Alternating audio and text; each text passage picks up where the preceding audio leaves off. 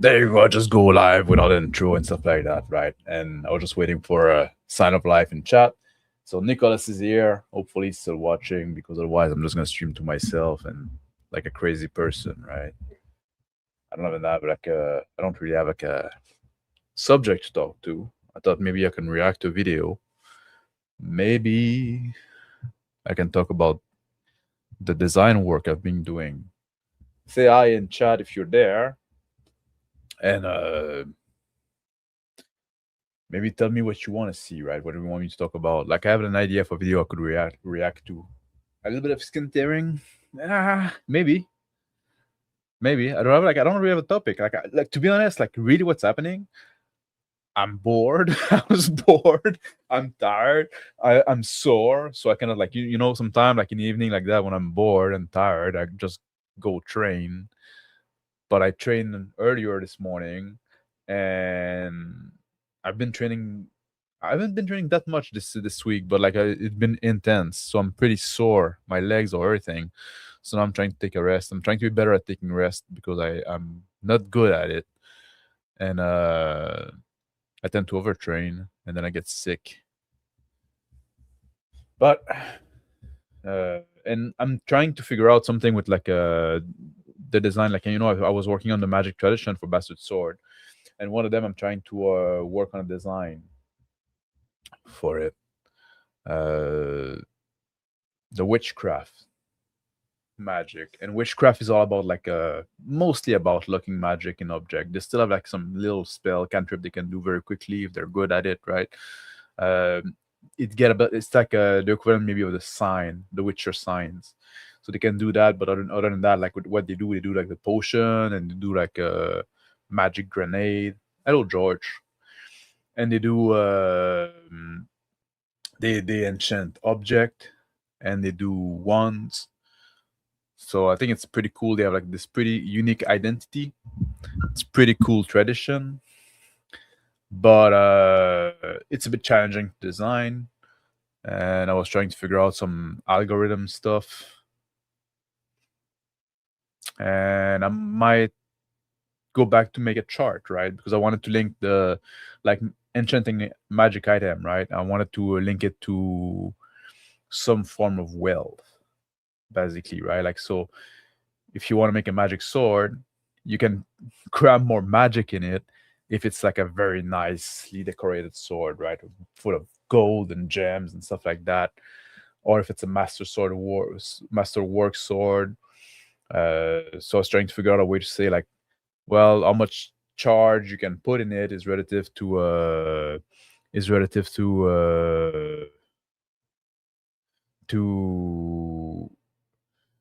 the relative wealth of the item compared to a base item. But then it made like a thing like, well, can I make a magic bedroll that's gonna cost like 3 times the cost of a bedroll? But then like that's like very not much. And then just make it like a super magic bedroll. Oh, Nicholas sent me a link. Okay, that's what we're doing, I guess. I ask you what you want me to do. I had another thing in the can, right? I had a video from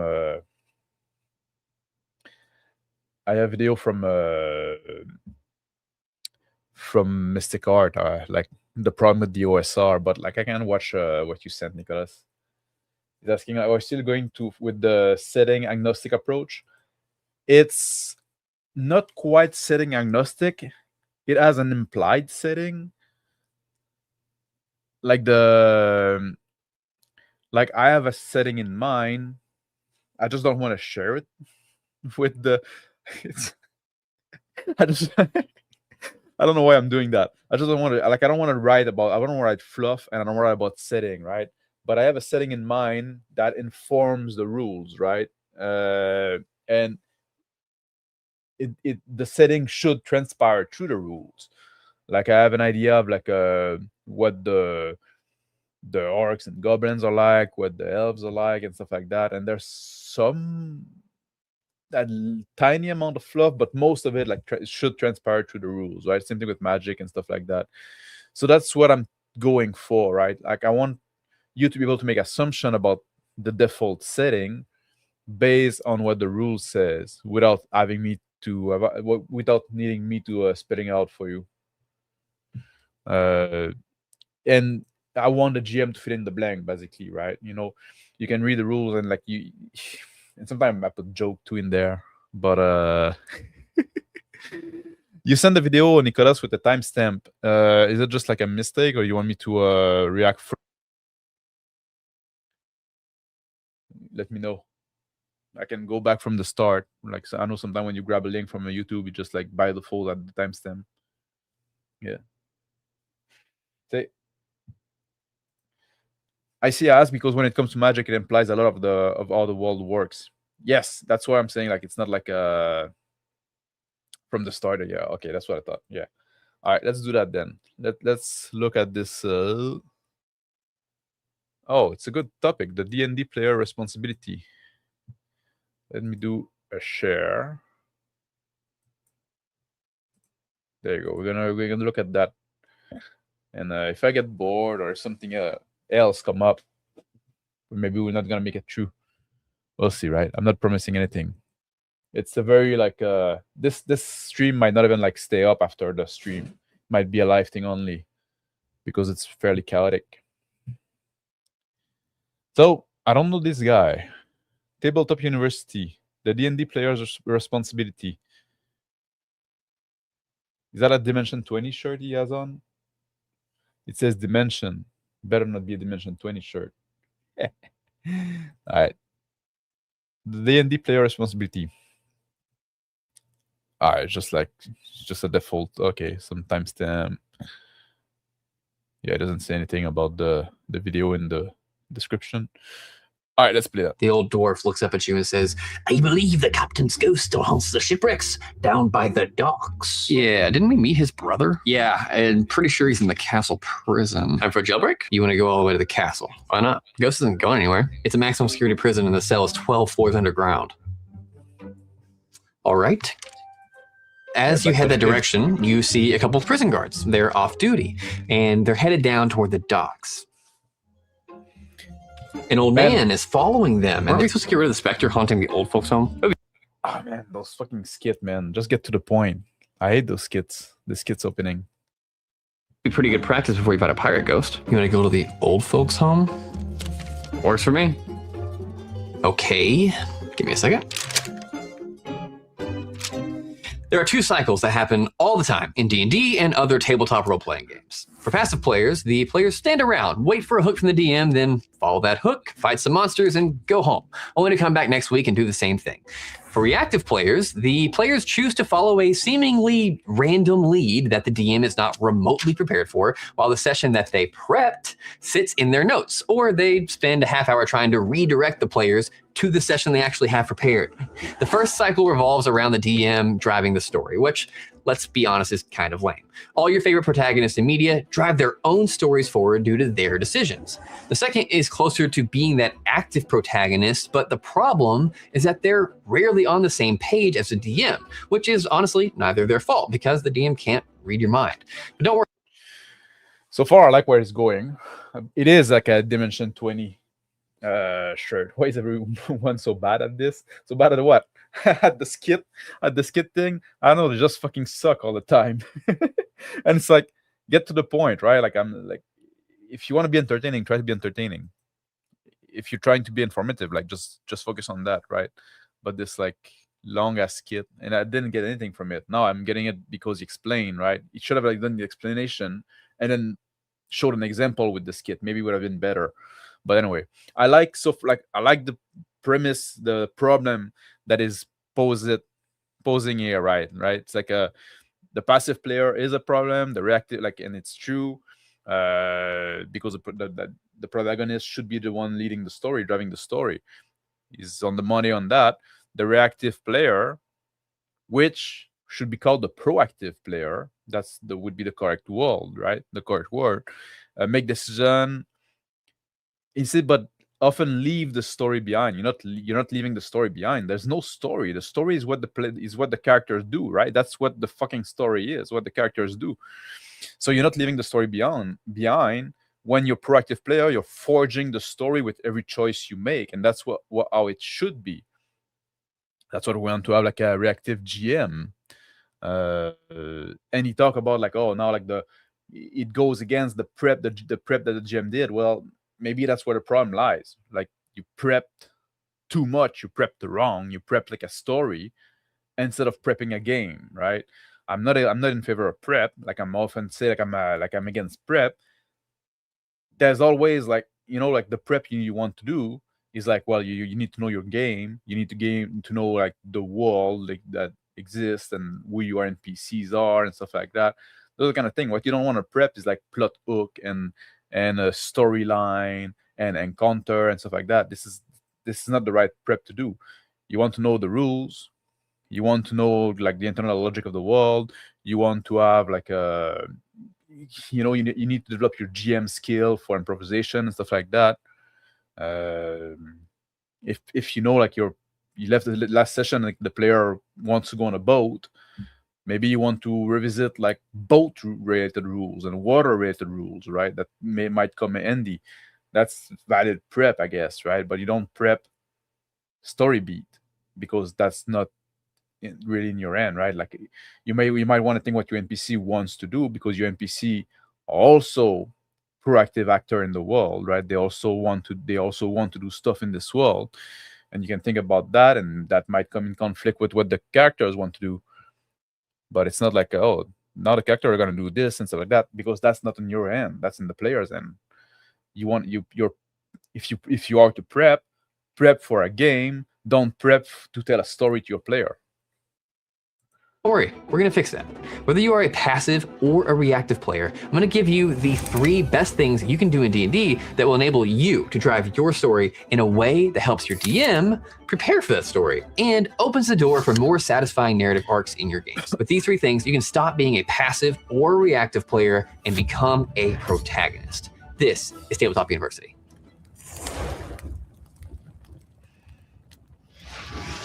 Tabletop role-playing games have evolved a lot since Gygax and Arneson invented the medium back in the 70s.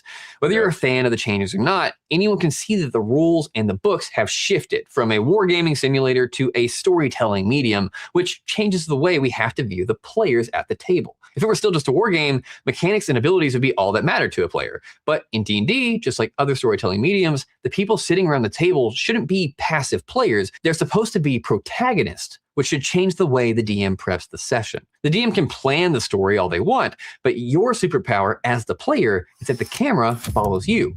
In the wise words of Uncle Ben, with great power comes great responsibility. According to The Anatomy of Story by John Truby, a story the camera follow you. I don't like that. Like, storytelling medium, yeah, I also don't like that. I think there's a lot of things that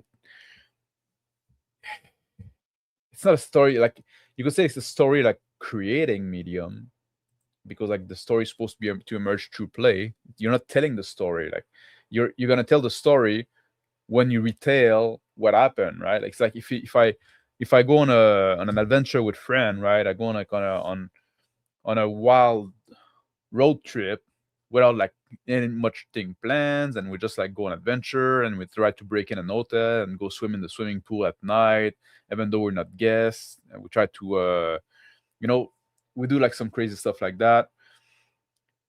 We're not telling a story when doing it. We're just doing stuff, right? We're just like, when I come back the next day and I tell you, oh, like, this is what happened, it's what we did. Now, like, that's telling a story, right? Telling a story is passive. It's something that happened already, that has been decided. If that's not where you're supposed to play a game. Oh, you bought that the John Truby book, The Anatomy of the Story? Oh, was it good? Let's see. Players are supposed to have an agency, but he just want them to choose to follow his very special plot line. Yeah, it's like, that's the choose your adventure kind of gaming, right? Yeah. The challenge that I found was that the proactive player caused the GM to have to rethink constantly, having an idea but constantly having to follow the player even with no preps. But that's the thing, right? When you're GM, you're supposed to rethink constantly because you're supposed to react to what the players do, right? You're, as a GM, you're also there to play a game, and part of the game and your role in the game is to react to what the player do. You're not there like to tell a story to your player, like you're not there like to entertain them and stuff like that.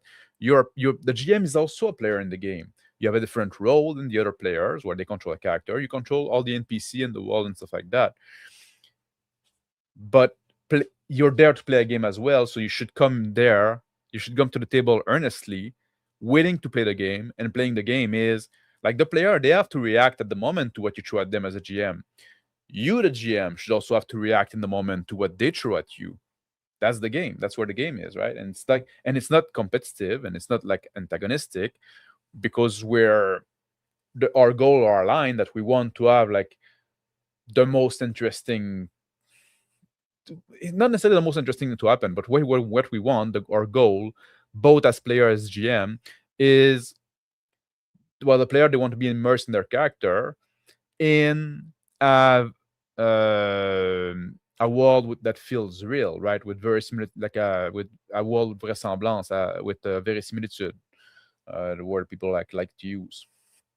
So that's the goal that we share. We want the players to be immersed in their character in a world that feels real. So you can have an adventure there, right? You can be this guy in this world. So that's the goal we share.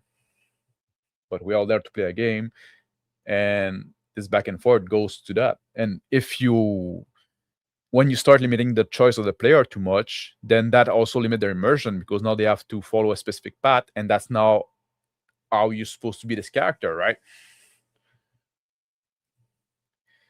The great Pandino said, the cart before the horse. RPG or in storytelling, exactly. But they create event that can make a good story. Yes. Yeah. Choose the GM own adventure. That's often what it is, right? It's like, it's not like it shows you an adventure. It's like choose like yeah, exactly. Tracks what a person wants, what he'll do to get it, and what cost he'll have to pay along the way. Mm-hmm. If we divide that statement into where the responsibilities of the players and the DM fall, you'll see that most of this is actually up to the protagonist, as they should be the one driving the story forward. And that's the thing also, like this thing, right? Like what the characters want and what is willing to sacrifice to get it, that's on the player. Like something like people don't understand, right? If we create a story together playing a game, the RPG, the GM is not the author of the game. Everybody at the table is co-author of the game, right? Because the player controls the protagonist. So if you look at storytelling book and you try to apply them to RPG, those tricks are divided between people at the table. So now you have like this character, they have their goals, and they have things they're willing to sacrifice to obtain their goal. That belong to the players. The players decide that for their characters. What gets in the way to prevent them from getting their goal, that's the part that belongs to the GM, right? And now we're gonna put those two in we're gonna shock them those two things together. It cannot be like just on one side. Apply Truby's definition of what a story actually is, we can see that the DM has the responsibility to prepare the obstacles for the session and give players opportunities to be their coolest selves. The player has a responsibility to come into that session, decide what they want, and how they plan to get it. There you go. Like we're aligned on that. That's basically what I was saying. So I like this video so far. It's like there's some good in there. Like I'm what's the word? Like I'm nitpicking, right? But the brunt of the message so far, I agree with. Nothing less compelling than a passive protagonist. But unfortunately, most of D&D is played with this concept at the forefront. The reason I'm making this video is because I've introduced a lot of new players to D&D, and a question I get all the time is, what can I do to be a better player? Before I get into the 3 points that will make you a protagonist in your game, the best advice I can give to any player is to make the decision, and it is a decision, to care. Care about the game enough to show up, care about the DM enough to engage with their story, and care about your fellow players enough to acknowledge and react. Wait, I need to go back to that. Care about the game enough to care about the DM enough to engage with their story, and Okay, that I don't like. Care about the DM enough to engage with their story, right? Again, he's putting the story back in the end of the GM, and that's not right, right? That's the biggest reason why the players stop caring, because like if I'm just showing up there and the GM is just gonna tell me a story, it puts you back in the passive seat, right? And now I'm just like, I'm not being this guy in this world anymore. I'm just like being your dice roller, basically, right? Because you're gonna tell your story. Oh, let me care about your story now. That's not how it works, right? It's not your story. It's the story of those characters that we're creating in this world that we're creating together. We play the side of the character, you play the side of the world, right? Um, so for me, that's where it lose me. And I often say like a big problem with scene RPG is with those storytelling GM that are just there because they want to tell their story. Yeah, it become a Disney ride. Yeah, that's what it is, right? You just sit in the roller coaster and like, oh, I'm gonna and get excited, right? But that's the problem. Like the GM wants to tell their story, and the players feel like they don't have choice, so they disengage. And oh, thank you for dropping by. Dinner time. Have a good one. Looking forward to more live vid. I think it depends on how you are telling the story and what perspective you are telling it. It's like I said, like the telling the story should come afterward. You go on an adventure, but like because players like stop caring and you just sit there and they go through the motion, and that's why like they get excited when combat come, because now they get to play a game, right? And now like you have this mini game of combat, and they get all strategic and stuff like that, and they make character or just like focus on combat because that's the time they get to play the game. Because the rest of the time, well, they have to care enough about the GM to engage with their story. So just bite on the hook and be led by it, right? I'm not saying that that's what he's saying there, because also he's making a point that I cut midway, right? Just to react to one thing. It's transformative content. It's fair use. But I forgot what I was going to say. Anyway, I'll play some more. It might come back to me.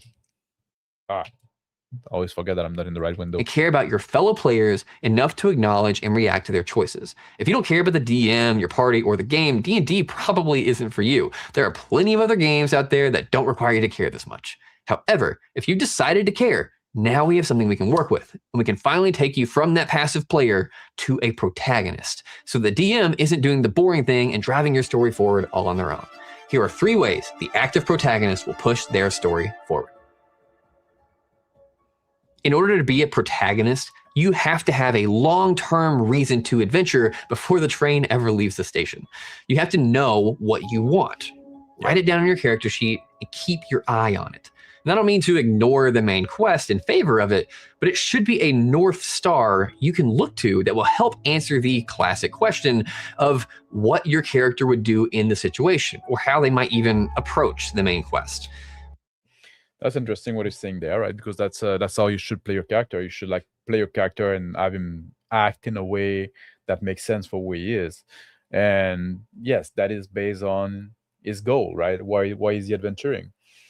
That's something that you want to discuss in session 0, right? In session 0, when you set the game together, right, you should have a premise about like what this game is going to be about. It's not like having the story done, but it's about like, well, this is the world we're going to play it. Is this kind of world? There's this kind of conflict in the world. And then you can say like, well, we're going to play like bounty hunter in that world. Are we going to play like a treasure hunter? Are we going to play like those guy that I'm gonna play this destitute guy that went adventuring? Like, you know, you have an idea like for to get the thing moving, and your goals are gonna change too, because like you're gonna engage with the world by playing, and then you're gonna have like new motivation that's gonna show up, right? Oh, this guy I met, now he's in trouble, I want to help him because he helped me before. Or like I was just like adventuring to survive because I needed to make money because my farm burned, but now I run afoul of those guys that wanted to attack me or not. Like, you know, things change. Your character shouldn't be static. You should have arcs for your character. But yes, that's what should motivate your character. in the end. Plainsman said RPG can make short story too. No plot, no arc, no character growth. You mod off the wrong guy, you die bleeding out, the tavern fluff. Yeah, into the game. That's fine, right? It's kid issue. Things can happen if that's what you mean by telling a story. Yeah, push as we call them. Yeah, yeah. But that's just like the world like reacting to not only to the character action, but also like to its own logic, right? You know, if you're in a world where like there's like those gangs of thug that terrorize the population and collect unjust tax on people, right? Just go to the tavern, drink, and like they work for the noble, the local noble, and they feel like they're above the law. When a character are just there in that tavern drinking, those guy might come in, right? And then it creates some conflict. Yeah, that would be a push. But that's just the world being the world and doing what this world does, right? That has been established. When you have a real goal, it is so much easier for the DM to give you an in-session hook that they know your character will be interested in. As a DM, you need to talk to your PCs and make sure that they have their reason to adventure. Fortunately, you can point to their favorite media as an example. In movies, TV, and books, the best characters are the ones with their own goals. Talk about this from session 0. But as Dimension 20's Brennan and Murph... But like that's funny, he's mentioned like Dimensions 20 while wearing the Dimensions 20 shirt. Like I guess their number one fan. But also like in media oftentimes, like in movies or in books oftentimes, like the protagonist is goal before the initiating event is not the same than after, right? Luke Skywalker wanted to join the academy, like to become a pilot, probably like working for the Empire until he said like this princess might need help, right? It's often what happened, right? Like you, or sometimes like I said, you just need like Han Solo just wanted some money, and then at some point, while you got buddy with those guys, and things change. Your character evolve. You don't necessarily start a fresh new character for a new session. That his goal is to I'm gonna defeat the evil king or the lich that in 20 level, right? Like, crazy. You could have like some character like that, right? I'm gonna make myself king by my own hand. That's a Conan often say that. Although like in the Conan story, they're kind of weird because like the first story published was the When He Is King, the Phoenix and the Sword, I believe the title was, if I remember correctly. But so he's gonna make himself king at some point. That's established in the first story. But then like his goals are fairly immediate when you read the rest of the story. When he say that something at some point, like, at some point I'm gonna make myself king by my own hand. But what he want now, they're fairly like immediate stuff, right? You just like want some money, you want to survive, you want to steal something. That's wanting money. They're not like and this is enough. Why are we waiting on hooks to do something? Just go. Exactly. Well, that if you have your own goal, that's what you do, right? I think a lot of problem in that is that people in life don't have an adventuring temperament. They don't have their own goal. So most people in life are just like waiting. They're just like going through life, just going through the motion. Most people in life are not protagonists. Not everybody got the main character energy, right? You should strive to have the main character energy in your own life.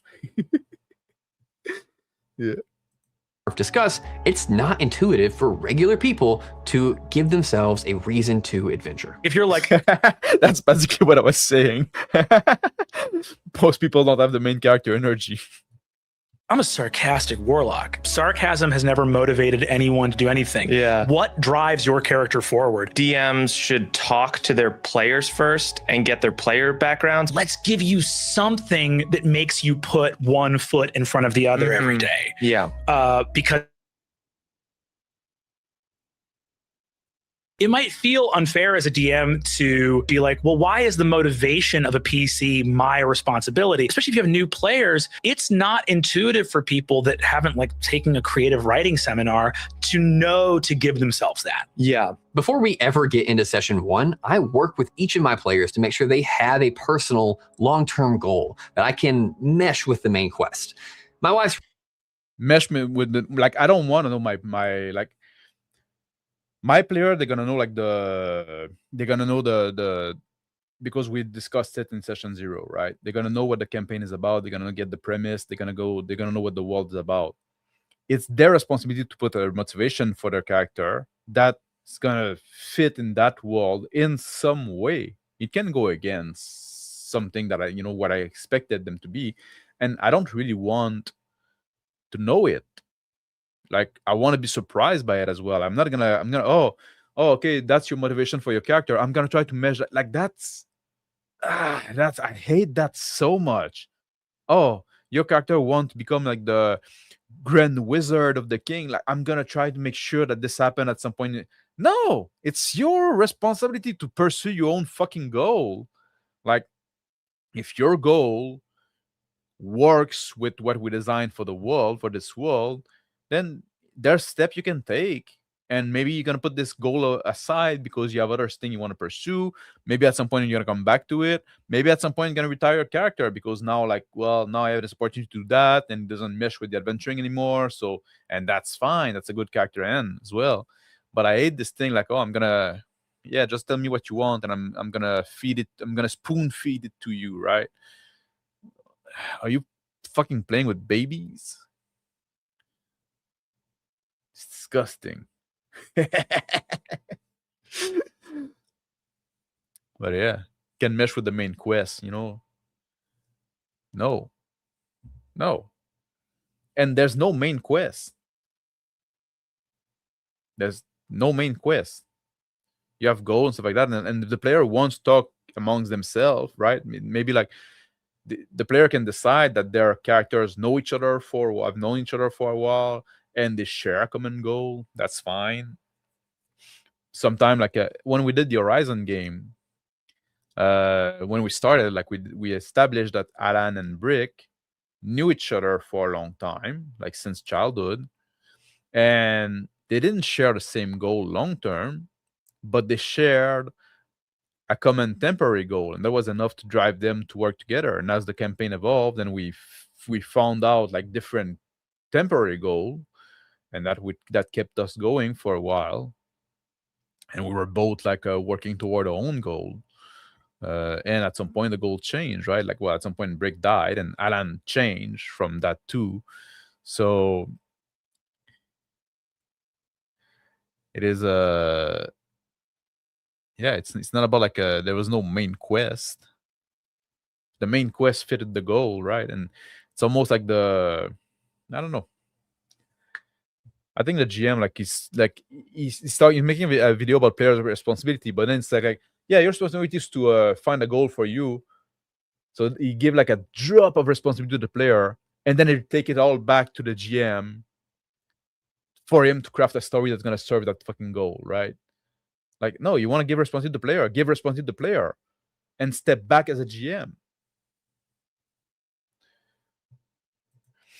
If the main quest is whatever the PC decide to do within the premise, there's no need for a mesh. Yeah, it's silly.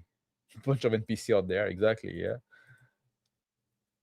you got a salt lamb. It's called a subtle foreshadowing. Oh yeah, I saw it. I see it now in the corner here, right? Like, oh, you cannot see my cursor. Yeah, greatness or prison await. Yes, that's how you should live your life. Yeah.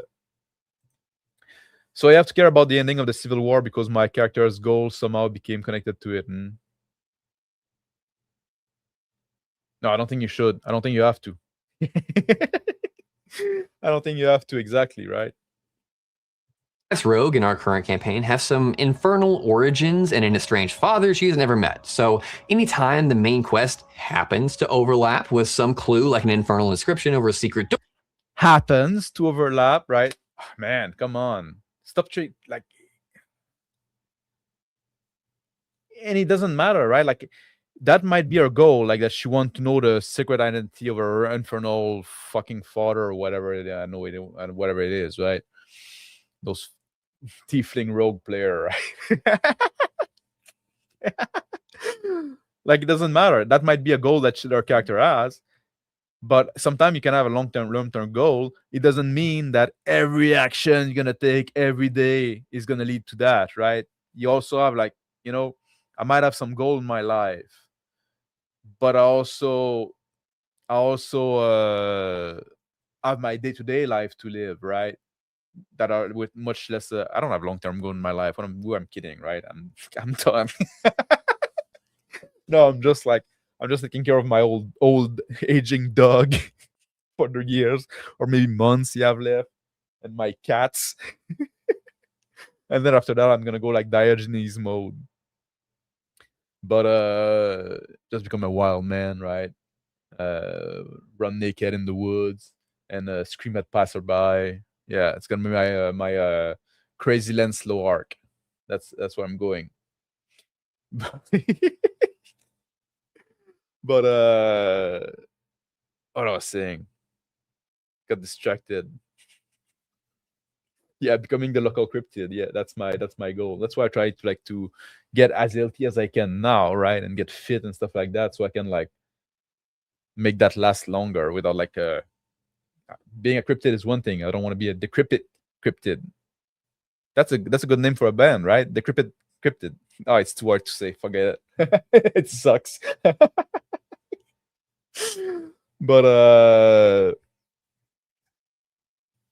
yeah, so like just those like it feels so fake that I don't know, man. Just like it doesn't make the world feel real. Like, and the character could it's much cooler too if the character has this background goal, and sometime is gonna, instead of like the adventuring coming and crossing the long-term character goal, it's much cooler if the character can have the adventure drift and take the like make the adventure swerve toward its goal, right? I think that's cooler than just like, because now the player is proactive. Yeah, this guy would blackmail you into caring about his story, but you know it's carrot and stick, right? It's now he's talking about the carrot. I'm sure the stick is gonna come later, right? Yeah, using your last long brother or some. Yeah, exactly, right? Decrypted. Yeah, but that sounds like you're demystifying the cryptid. door, I know she's going to engage with it, even if she has no idea how. We'll come back to this. As a DM, Very if you common. have no clue what your PCs are going to do next, it can be really difficult to make the encounters interesting and dynamic, which is why I keep a random assortment of scattered terrain on hand for pretty much every session. That's where bamboo. Yeah, that's also why you can do like theater of the mind, right? Yeah. Amongst other reasons to do theater of the mind. Oh, by the way, I'm gonna be on GMI tomorrow, talking about combat pacing, basically, right? I care a lot about like the pacing of combat, so you should tune in to watch that if you're in the mood. Oh, that's an ad for Bamboo Lab. I just get it, right? I just got it. That's why he's talking. Oh, I keep some. Oh yeah, I keep some scattered terrain that I'm gonna print on my Bamboo Lab. Man, gotta secure the bag. You got to secure the bag. Should we watch that, or should we skip it? Should we watch that and see how gross it is? But yeah, it is hard for the GM to come up with stuff on the fly, but that's part of the game, right? Let me know. Are we watching like this integrated ad? Let's see. Boo Lab, this video sponsor, comes in. I used to spend hours measuring, carving foam, and painting, but with their actually affordable A1 3D printer, I've been able to expand my collection, which has made my encounter prep way more flexible and reactive. The terrain looks great, and while I love painting minis, back to the video. I skipped it pretty expertly. Eh? Now you see, you also like, you know, I would never fucking get sponsored on this channel, not only because I'm small and nobody care, but also because like, is this guy like really thinking that like those mini like improve the game and stuff like that, or is it just convenient to say that because it allows him to get the sponsor, right? Who would sponsor me? I always say like you need less stuff. You don't need to buy all this shit. You don't need to buy all those supplements. You don't need to buy those special book. You don't need to buy like those pre-made adventure. You don't need to buy those mini. You don't need to buy a 3D printer. You can if you want. I'm not against it. You know, some of them I'm a bit against it, but the only fast combat I've seen outside of 40 was Professor DM that bring her at Gen Con and it sucked ball. Is that on YouTube? I've seen Professor DM play with Mike Merles and Joe Manganiello and fuck, there was other like big name in there. Look Art, DM's Lair wasn't there, I think. Oh, and Mystic Art. How can I forget Daddy? My favorite. Big Nothing trademark might sponsor you to help sell more or less. Exactly. That's what we need, right? I'm sure there's a cat print shirt company. Oh, that I would take a sponsor for that, right? I would take sponsor for like those like cat print shirt. Like this one is not cat, it's called though. That's my other team I do. Or barefoot shoes. If Leguano wants to sponsor me, I would take that. He spent so much time and money on his mini and terrain that he must improve the game. Oh, hello, Angar, man. That's somebody I haven't seen in a while. How are you doing, man? Good seeing you. I hope you're doing well. This video is sponsored by Blank Screen VTT. You too can enjoy Theater of the Mind with this amazing and mystic virtual tabletop. Yeah. It might be on the channel Roll for Combat. Not sure it's still up. Oh. Well, at least, you know, it's good to see, like, you know, we always like call like, oh, where's your game, right? That was like, where's your game, bro? So it's good to see people put them out there. Once you have that personal long-term reason for you to adventure, a protagonist must use this, not only to guide their actions and goals, but to guide their reactions during a session. Now, this is not natural. Because of the passive way we normally ingest media, we have a natural tendency to just watch and observe when someone else is doing something interesting, whether it's the DM or your other players. This may feel like you're being polite in the moment, but your character is still a protagonist, so it's still your job to engage with what's going on. Let's look at some. We have a great solution for that. Oh, I'm glad you're doing well, and I'm doing okay. I'm doing, sometimes I'm doing well, sometimes I'm doing like, I have like those emotional roller coaster and stuff like that. Oh, now it's going well again. Yeah. But it is what it is, right? What I was saying, I got distracted because I got a text that I was waiting for. Yeah, we have a great solution for that.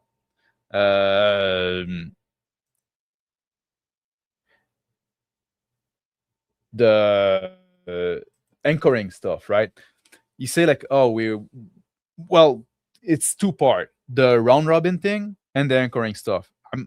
You need to keep your turn short and keep going around the table, and also like avoid the ping pong, right? Like with one player say what he's doing, then the GM describe what's happening, and then the other player go what doing and go back to the GM. No.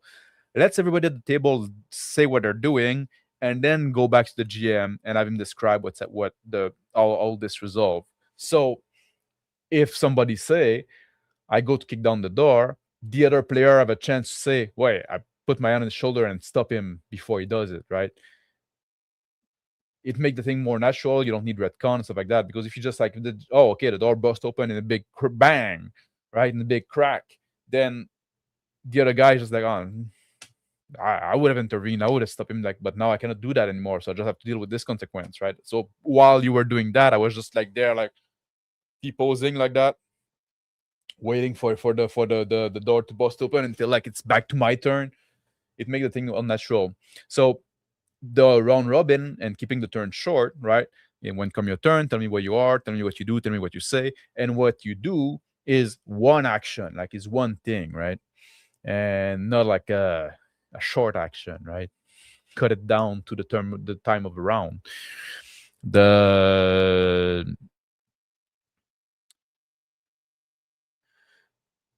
And if you don't have anything to contribute in the moment, that's what we call like those anchoring action, when you just keep existing. It gives you a chance to exist and to interact with the world or with other PCs, and it also keeps you existing in the world, right? So if the guy say, I'm going to open the door, or I kick open the door, and then the next player just won't let it happen, you can just say like, well, I shoulder my crossbow and point it at the door, right? Whatever. I lift my sword over my shoulder, ready to strike.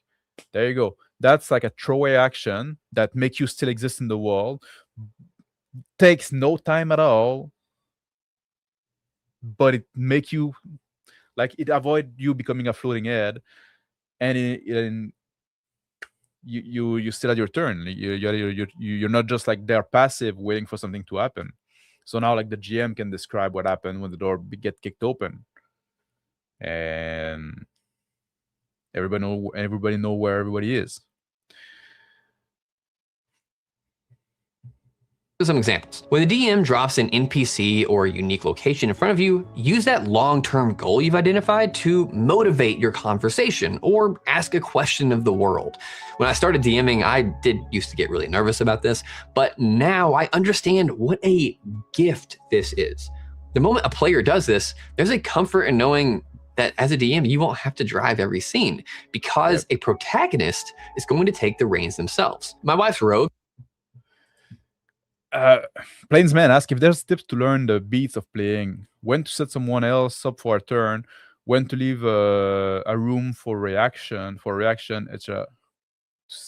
To set someone else up for a turn, when to leave a room up for reaction, or is it just something to pick up naturally after playing with a group? It's something that like sometimes we have to discuss about that, right? Like, and the round robin, sometimes we say they're like training wheels, that at some point you can kind of move on, like when you're with your group you're used to, and you know each other's like speech pattern. I do a like pregnant pose, for example, when I speak. It's just like because I need to think sometime or whatever. It's just a way to. I'm also like speaking second language, so there's that. But at some point you get used to other people's speech pattern, and then you kind of know when they're done. But when they're done talking, and then when you can go up, it's something that you can pick up over time. But even with our group, there's some session when we've been bad, where like we've taken too long turn. We speak over each other with a lot of ping ponging stuff, and the next session we come say, okay, let's go back to round robin, because like, especially when we haven't played together for a while, and we come back to a game, sometimes we're gonna go back to the round robin just to get back in the saddle, so to speak, right?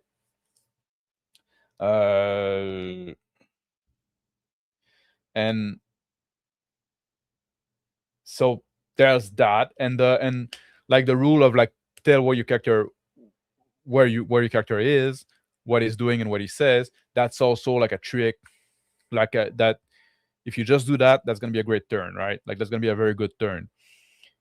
When you don't know what to do on your turn, just I'm standing by the door, and I have my hand in my pocket. Then you don't have to say anything. What you say is kind of optional, right? Whatever. Sometimes you just say nothing. But there you go. You didn't contribute anything, but you didn't stay there staring blankly, but just starting to think, right? Just starting to talk. just reminding everybody where you are, there's value to that, and it keeps you talking, it keeps you thinking, it make you exist in the world, and now you can visualize your character being there, right? You often have those things like, okay, it's Plainsman, it's your turn, right? And then like people are just like, and they don't know what to do, they don't know what to say. If you just put yourself back in the scene, starting by saying, okay, I'm hiding behind the column, and I peek over and I count how many guards are still standing.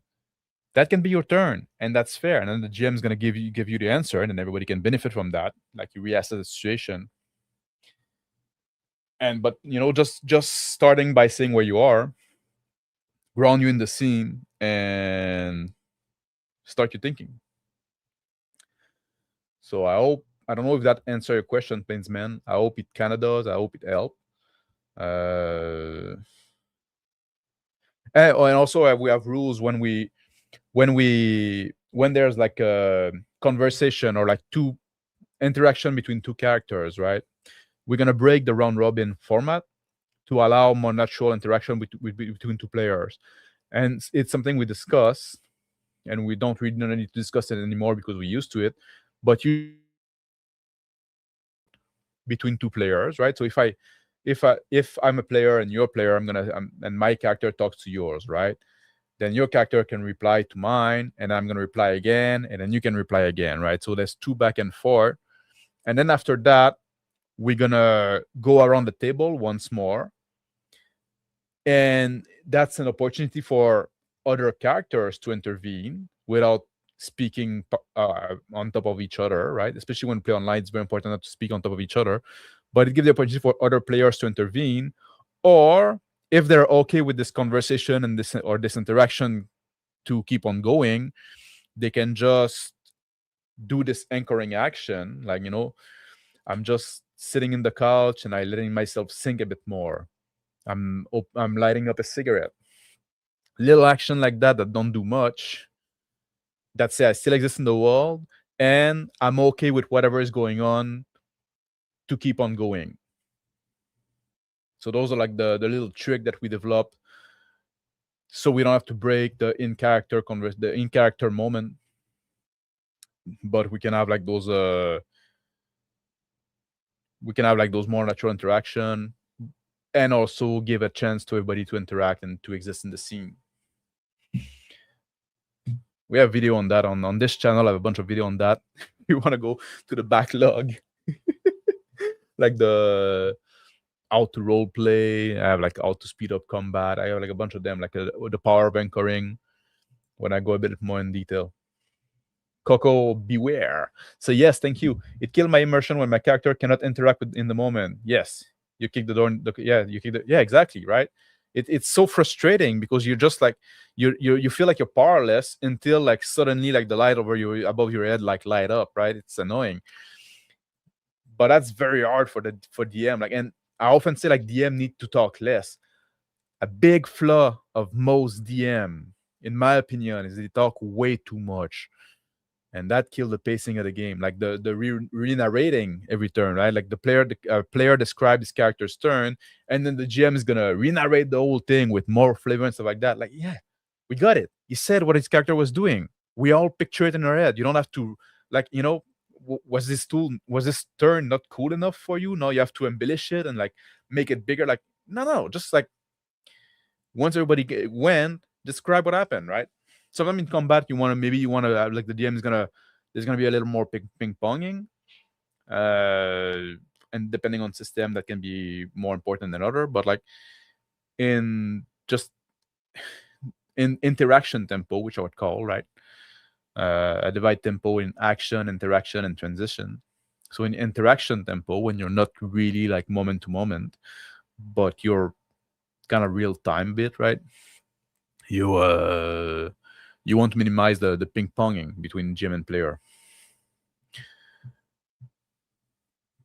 Because of her long-term goal. There's another thing I want to say. So motivation. You want your character to have motivation. This is great for what your player want to do. But one thing that people often forget about and that is very important, is thinking about your character vices. We all have vices, unfortunately, right? Some of us more than other. But and vice over, like, everybody wants to be virtuous, right? And virtue or aspirational. Vice are the thing that we cannot help to do or to be, right? Most of us, we want to, we try to diminish our vice and stuff like that. But there are stuff that are like stronger than us. We get tempted, right? Like, drinking too much. Speaking of which, I need to get a drink. I'm gonna play the video a bit more. I'm gonna reach for a drink.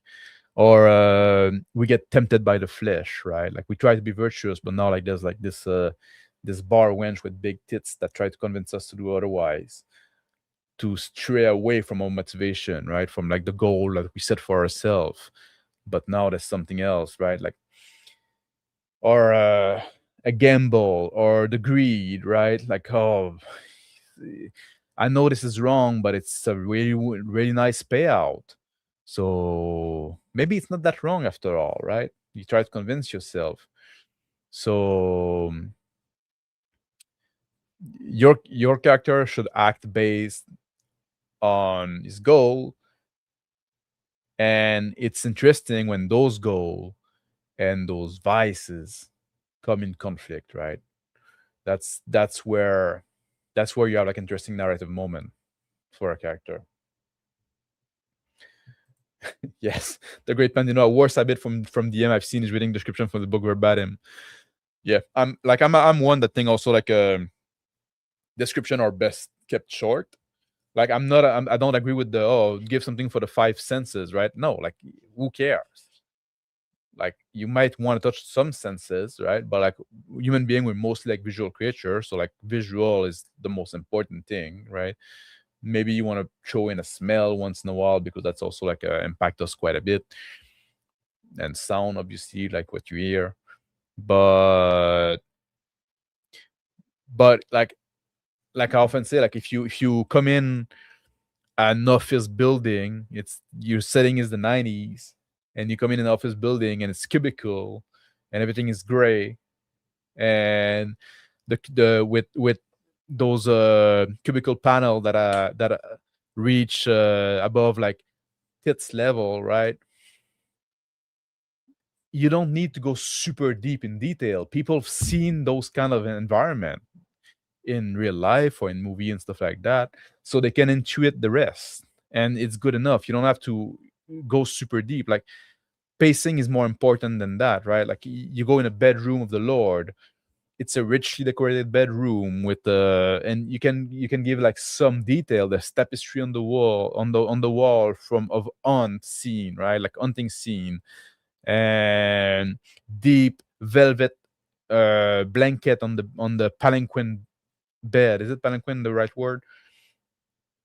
You don't need to go in detail of like the bedstand have like 2 drawer each, and they're made of this rosewood wood with inlay of ebony. At some point, right? It does it fucking matter, right? It's a richly decorated bedroom. Give some detail to give the vibe, and move on, right? That's not what matter. Do you think games should support vice with mechanics? I can tell you one thing: Bastard Sword does. So yes, I like when there's like mechanics for virtue and vice and stuff like that. Can I assume there's a quill on the bedstand? Yes, I'll allow it. A quill can be tricky because depending on all like if it's a literate place, or if you're in the king bedroom, if it's established that the king is like scholarly, it can be tricky. Quill is kind of like on the gray zone because of that, right? Palanquin is when your slave carry the king's throne on their shoulder. Yeah, but how do you call like those bed with curtain all around? Isn't that palanquin as well? Isn't baldaquin bed? I think that's the your cigarette lasts D6 plus 4 minutes. Nice, just enough for a nice break. Canopy, yeah, canopy would be it. Baldacan bed, I think, is the, but maybe that's just in French. Baldacan, yeah, Baldacan bed. That's the word I was looking for. Yeah.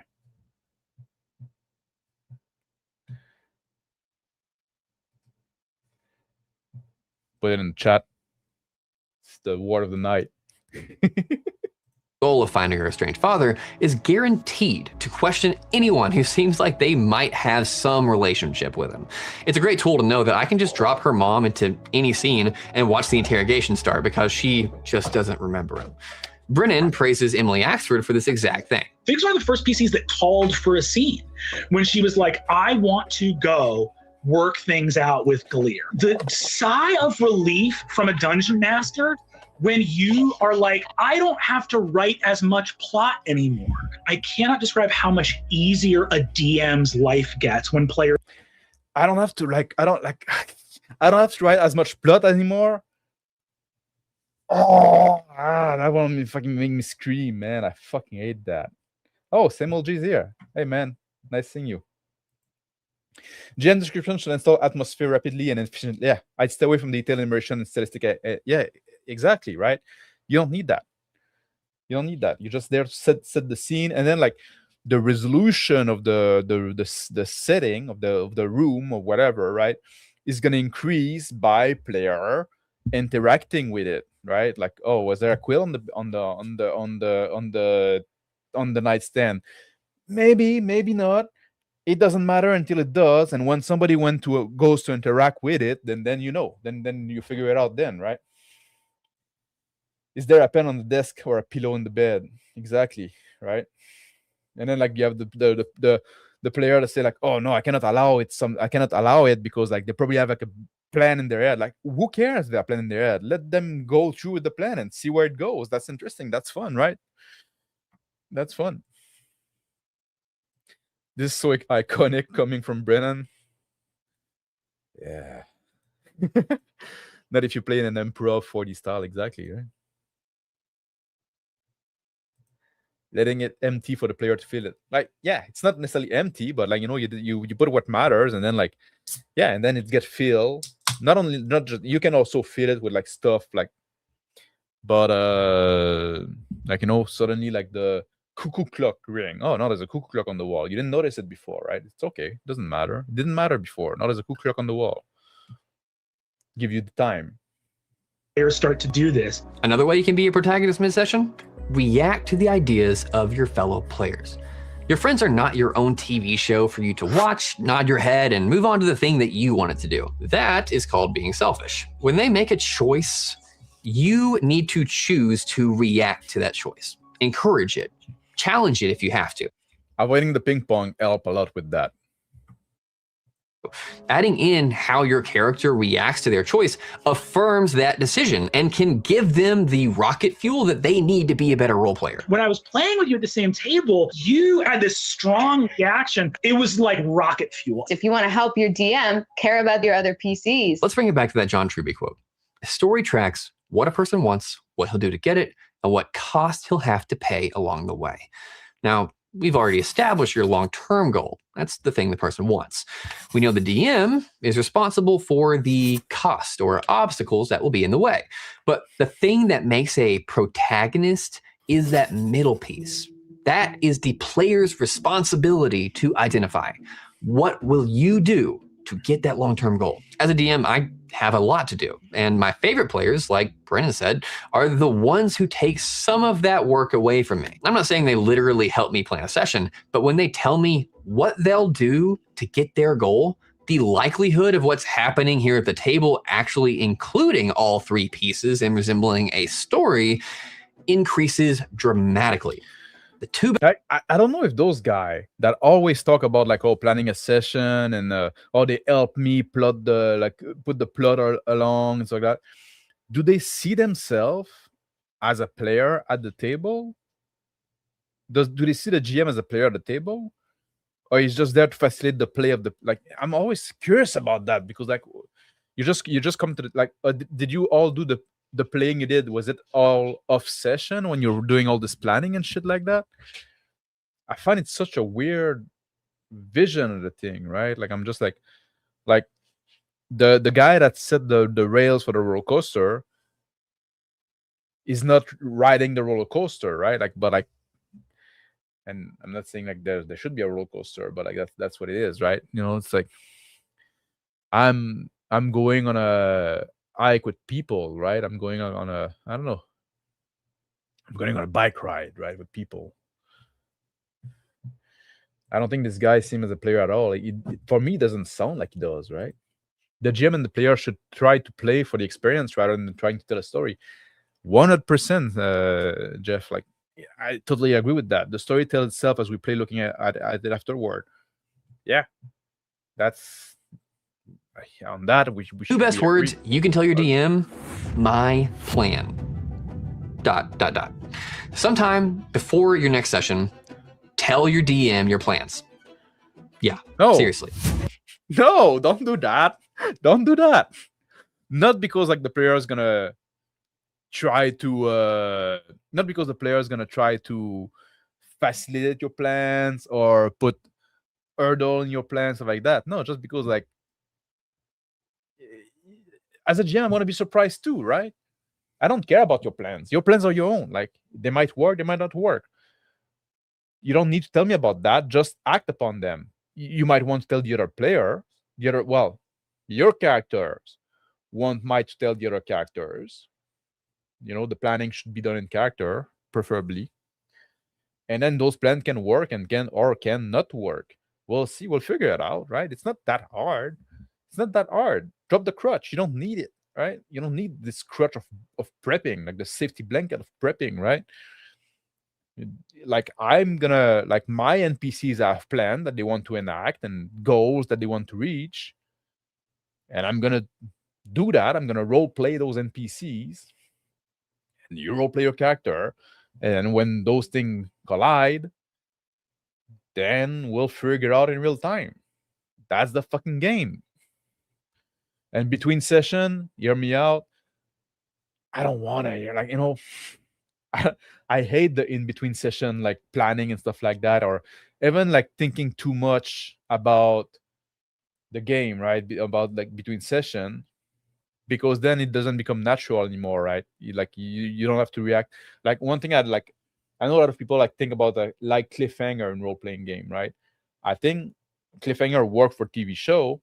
They don't work for a role-playing game as well as you think, right? People think cliffhanger are a clever way to finish a session. I say no, because when you start a session, right, it might take you a few minutes to really get in character. And now at the end of the session is when you're going to be in the most in character, right? Unless you're getting tired and stuff like that. But if your session is a reasonable length, right? Now you're in character, you're invested, the stakes are high, there's something important happening, and then you cut it there. And you're going to come back next week and you're going to have to resolve like this intense situation before you get immersed in your character, right? That's not great. My trumpet for $2. Like, what is this impromptu stream? I was just like a bit bored at home, right? And I just needed to change my mind and decided, you know what, I'm gonna go do a stream. And then Nicolas sent me this video to react to, so that's what I'm doing. You know, maybe I should take the streaming more seriously, right? Sometimes I missed it, right? And sometimes I go on other people's stream to just chat and shit talk, but no, there was nobody else streaming, so there you have me. So yeah, cliffhanger, not a big fan. In between session talk, not a big fan. Like, keep it for like in character stuff, right?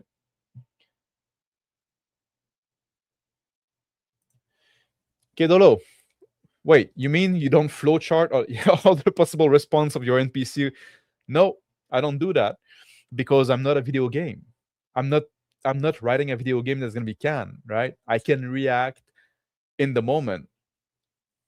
And that's the strength of role-playing game. That's the one thing that role-playing game can do. Actual role-playing game that those pre-canned game cannot make. Like, you cannot have that in a choose your adventure book. You choose your own adventure book.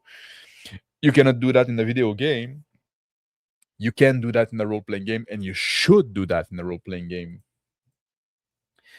No, I prefer to bribe my GM. Oh, you're supposed to fight the dragon? Okay, I'll bribe the dragon with the village treasury so you leave. Yes. And then, like, we educate that, right? They like doing cliffhanger for fight because they know a single fight can take a whole day. Yes, that's a big problem. We're gonna talk about that tomorrow on the Legend of Myth channel. Of course, I was joking. That's the fun of RPG. Yes, I know. I know you're joking. For $2 again, where's your decision tree? It's kind of in your head, right? It's kind of in your head. You need to be fluid and like intuitive. You intuit the decision of the NPC. You know what the NPC is, what his like thought pattern is, kind of, right? You have like the model of it in your head, and then just go like, well, he's doing that. There you go. People love to hate on being railroaded in D&D, but you are effectively railroading the DM every time you make a choice. Now, there's nothing wrong with this, but the sooner you can let... You're railroading the GM every time you make a choice. Oh, man. No. Because the GM can also have his character make his own choice. He doesn't have, like, the wall doesn't have to cater to the whim of the PC. Man, I thought he had some good points so far, but now, like, this fucking sentence, yeah, like, Kedolo. Yeah, that was rough. That was rough. You have to inner monologue it. Yeah, exactly. Yeah. That's stretching the definition, like, wow, yeah, exactly. Like railroading is taking away the player agency, right? It's taking away the agency. Like, you're not railroading when, like, if a character in the world, like NPC in the world, grab the PC and throw him in the floor, you're not railroading this character to go on the floor, right? Because that's the world acting upon a character, right? Like, it's the NPC's part of the world, right? It's when the GM take away the player agency for no in-world reason, right? For no, if you fuck, man, like, it's stretching this definition so much. Like, you can make a choice. You're not railroading the GM. The GM can have to react to that choice, but it's the same thing every time, right? Like, the railroad is when the choice are pre-made. The rails are laid before the trains come on them, right? And the trains cannot derive from there. It's... I don't know what to say to that, man. It's just like, it's so... yeah, taking railroad to a whole new level, yeah. I stopped pretty fast. Maybe he's gonna explain it and turn it around and say, okay, maybe it wasn't so crazy. Maybe it was just like being like outrageous. But that's my yeah, the orc attacks you, stop railroading. Exactly, right? Like, people have this buzzword now. They want to use it to any fucking thing, right? To reach his goal, my character grabs a pen off the desk, even if the GM didn't mention one. Oops, sorry for not telling you I was gonna do that between sessions. Sorry for railroading you. Exactly. Oh, I'm railroading you, like allowing me to write a note. I never heard the definition of railroading before. It is baffling, right? That was like a punch in the fucking throat. It's going to explain it, but I don't think you're going to like that explanation. Have you seen this video, Kedolo? Let your DM know which general direction the train is moving, the better the chance of there actually being tracks laid down by the time you actually get there. Let your DM know. Oh, look at this fucking clip he's using of Wallace and Gromit. What is Wallace is the dog, right? I think, is it? Or is it Gromit the dog? The dog. I forgot what one it is. Anyway, the dog. Maybe the dog is Gromit. Look what he's doing. He's putting the track right in front of the train, right? There's not a... Yeah, the dog is Gromit. Okay, thank you for your... I think it's like... I think it's because like of Calvin and Hobbes, right? Where like... they're not the one you expect, right? Like, who's the tiger and who's the kid? I think that's where like... but, he's putting the track down as the train is coming. That wouldn't be really railroading either, right? The railroad is like, because like wherever the train wants to go, then you feed it something to drive upon. You're building the railroad as you go, right? Like once the train passed, then those tracks are there. You can look back and see, oh, we came there, but like, it's not really a railroad anymore, right? So couldn't have used a better clip to illustrate how needless stressful this style of play is. Yeah, but in the sense, right, it's like if you do it that way, it's not really railroading anymore. And yes, if the player don't tell you what they're planning to do, you'll have to react on the fly as a GM. That's part of the skill of being a GM, and that's something you get better at by doing it. And it's part of the game. It's part of playing a game. The better chance there will be track laid down. So a railroad, don't railroad the GM. Just make sure the GM has the necessary info to exactly, right? Oh, this is what I want you to. This is what I want you to build a railroad to go toward. Right? I'm gonna do that, and then like that's a general direction, and then I'm gonna follow that. It's like, how about like we just play the game? How about we just play the game? I'll react to what you throw at me. You'll react to what I throw at you. Because that's what the game is about. I disagree. What he's describing is the frantic pace of building a railroad. He's not describing not railroading player.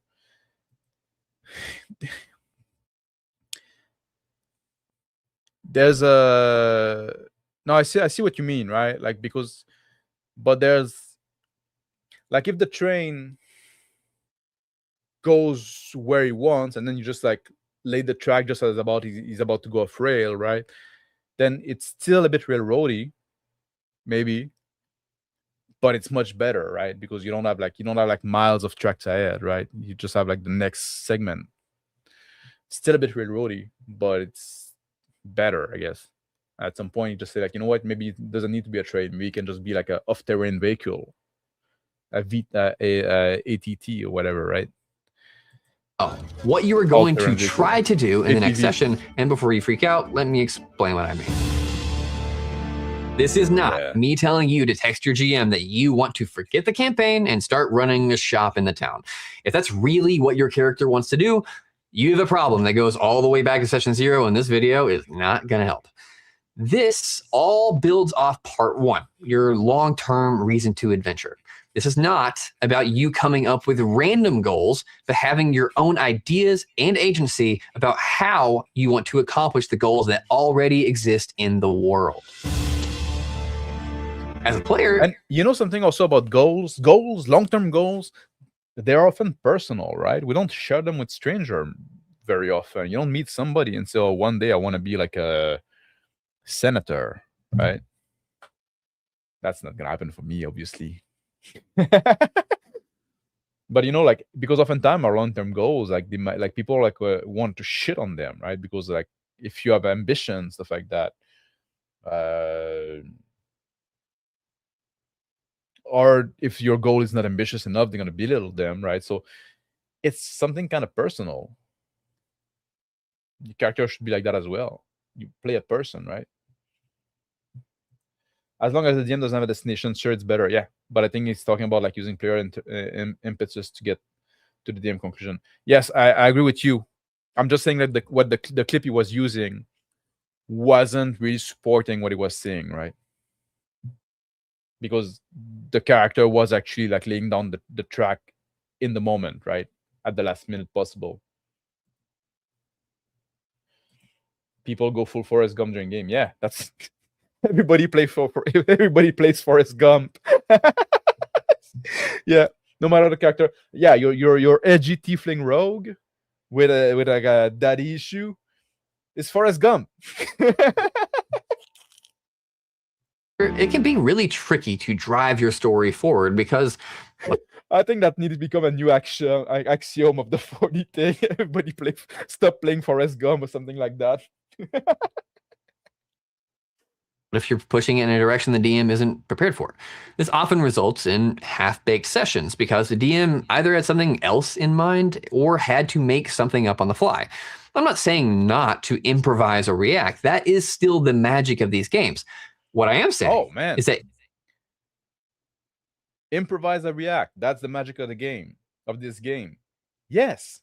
So lean into that. Going gum. That's good. That's good. That's you see, we need to lean that. I think that's a good one. I started out wanting to marry a dragon, but then I rescued ping pong from China. Exactly. Yeah. Going gump. I love that, right? Now we have like a new little keyword you can use. No, he is saying that you improvise it. Yeah. Yes, I know. I know he's saying that, but he's just like, because he's saying like the but, right? He's saying the but. Oh yeah, like I'm not saying to not improvise and react, like, because this is the magic of the game.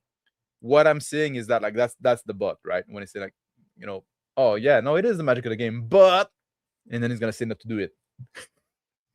if you know you have a session coming up and you do have an idea of what you want to do next, just text your DM. Tell them what your character is planning to do next session or even the next few sessions. This allows your DM to do. If I DM for you, don't do that. Don't do that to me. I was like, wait, what are you fucking telling me? What's wrong with you, you fucking moron? Just do it in the session. I don't care. You can do what you want in the session. Text your GM at 3 a.m. Yeah, exactly, right? Do three things. First, they can drop a hook for that thing you want to do with the knowledge that someone. What do you say? Like, oh, in the next session, I'd like to kill a big monster, maybe like an aboleth. Oh, okay. Okay, I'm gonna draw a hook so that can, you know. One at the table is actually going to bite. Number two, they can place an interesting obstacle in the way of the thing you want, with the knowledge that it will actually come up in the session, instead of you all just going in the opposite direction or on some other side quest. Number three, they can flesh out the thing you want to do a little more, so that when you get there, it can be more interesting, personal, and rewarding. Also, you're telling the DM what you want to do, not what's going to happen. So for that reason, don't get too attached to an idea or an outcome. Nobody has that kind of control over what happens at the table. In my current campaign, my wife told me a few days before our session that her rogue's plan was to seek help in translating some infernal script she had discovered. This little heads up gave me the ability to plan a hook I knew at least one player at the table would immediately be into. I was able to really... Like, why does your wife have to tell you that in between session?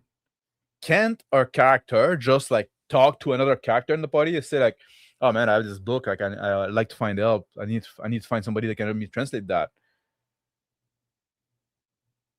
Yeah. Okay, like the tiefling rogue with the daddy issue. That's literally what she's playing. Yeah.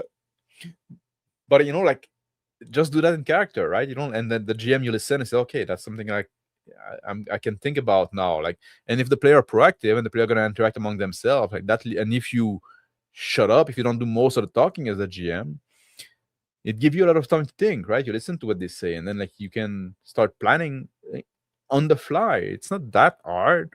You have to spend days to think about hooks and flesh out something about somebody, and that has to happen in that session, right? If the character just mentioned to when they found this book, oh, I cannot understand this language, I'll need to find somebody to help me translate it. Then, oh, you know that's gonna come at some point. At some point, when it's convenient to, when it mesh with what's happening in the world, then you can throw that hook in if you want, right? Like, you listen and right? They have really to spit it out to you. It's crazy. It's crazy. Women do like tiefling. That's what tiefling are in, right? Women want to play like those attractive races: elf, tiefling, genasi. They choose the race based on hotness. Most of them, not all of them. Some of them want to go the other way, right? And they like to play dwarf for some reason. Those are, I know I'm not gonna go there. I was about to go dark, but yeah. Character can talk to character at the table. Too much OOC talks going on. Yeah, exactly, right? If you cut the out of character talk, you can have this in character conversation, right? And that's how you learn about their goal and what they want. I feel like they need a GM to make anything happen. Yeah, exactly. Like if the GM is the hand of God making things happen, like if the players can by themselves, yeah. Like, and sometimes you can also like not even mentioning to another NPC, but you go you in town, you go see the clique for some reason, and then suddenly the character asks, you wouldn't happen to know somebody that can read Infernal, right? I have this book I need translated. There you go. You stated a goal in character organically without having you to text the GM. That's how things should happen. That's how you advance your goal.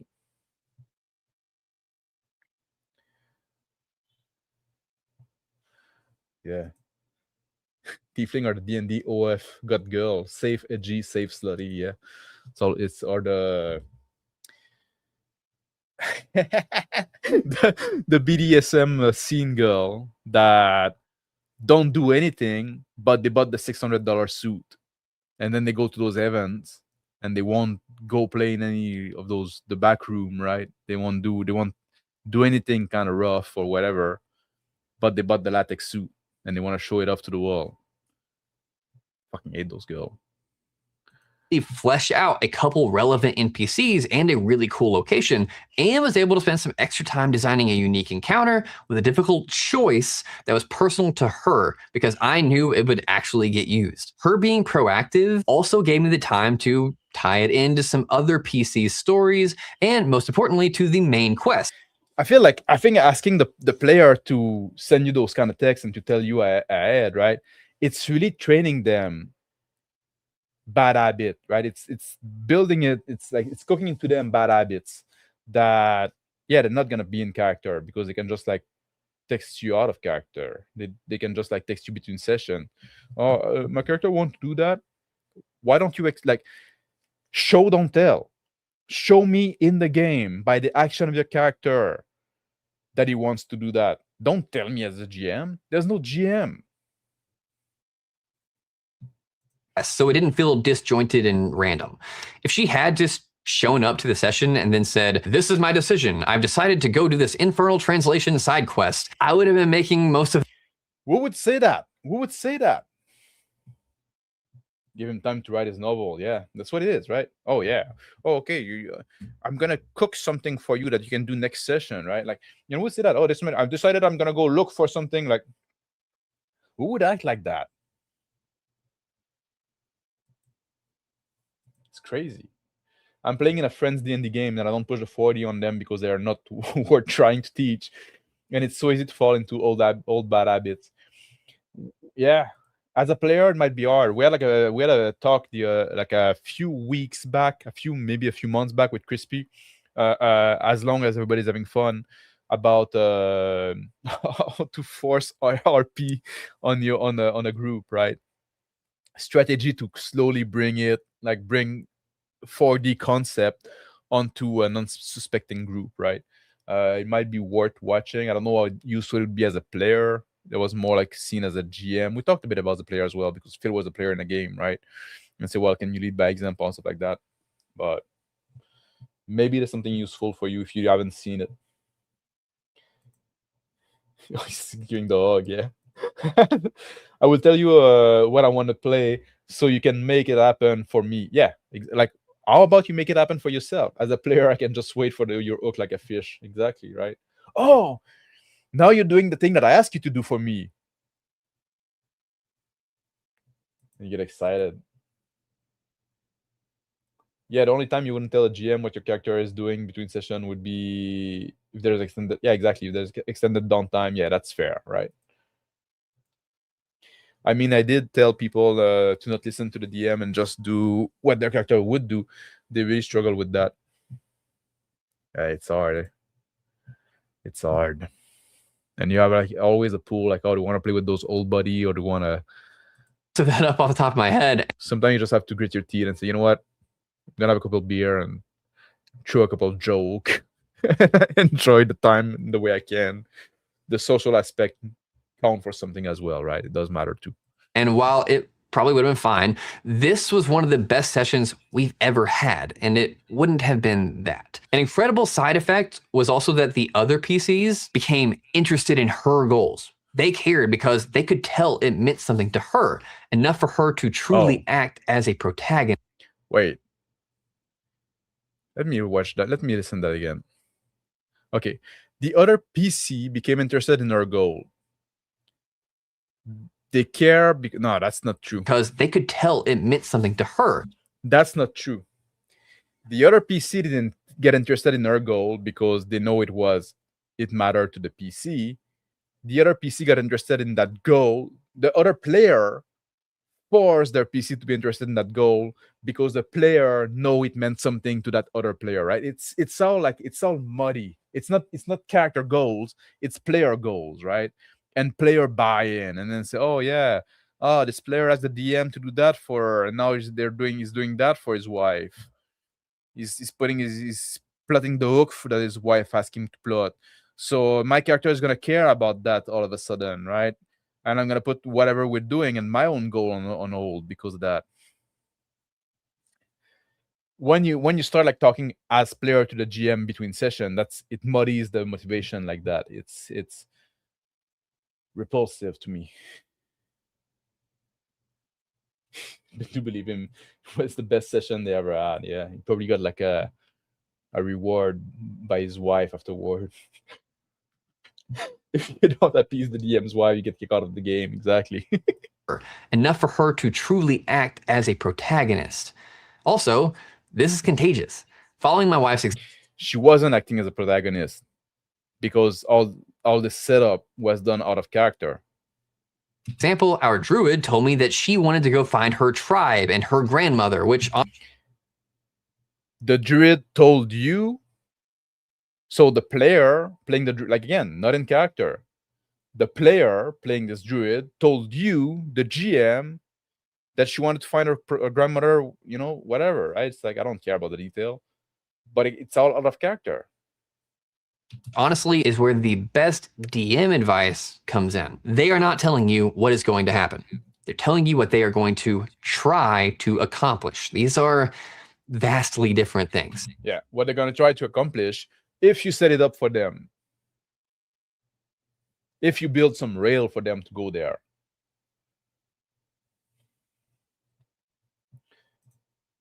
Maybe they acted interested because of that's, or just, maybe they're just like friends, right? And they want to get along. I had a conflict with my DM not long ago. He moved me from the top of a wall to a conversation with a mayor in his office. I responded, can he see me? I haven't left the wall. Yeah. I fucking hate it. Like when please don't move my character. I'll tell you when my character move himself. Don't teleport me.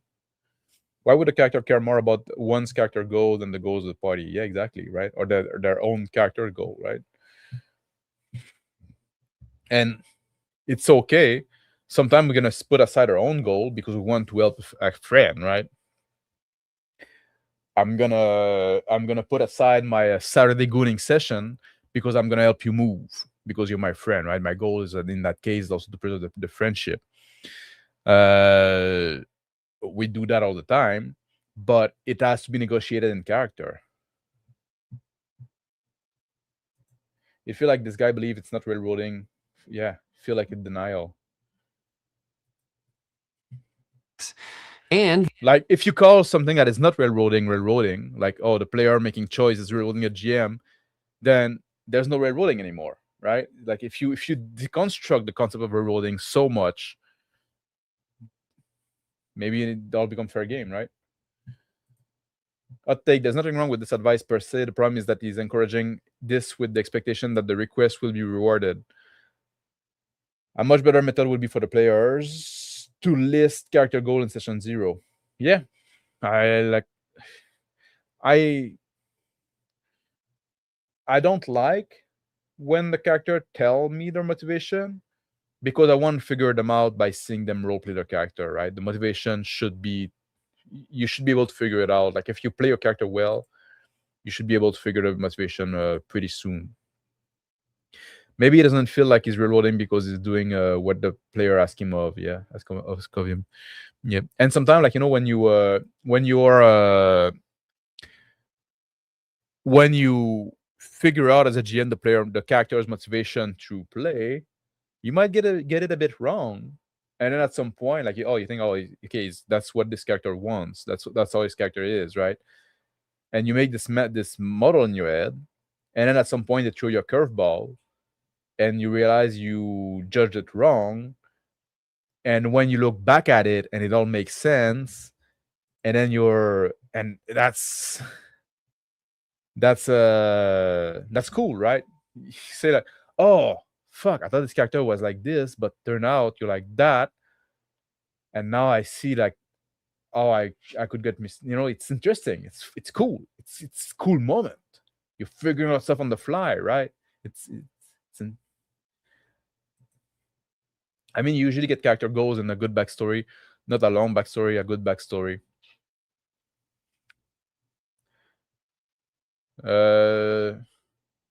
They're oftentimes the character goal can be linked, but I like when they don't state it like up front, right?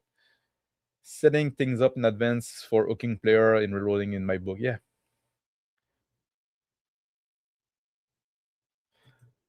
It's getting close for sure. The unfortunate truth is that you really should not let them accomplish this, at least not right away.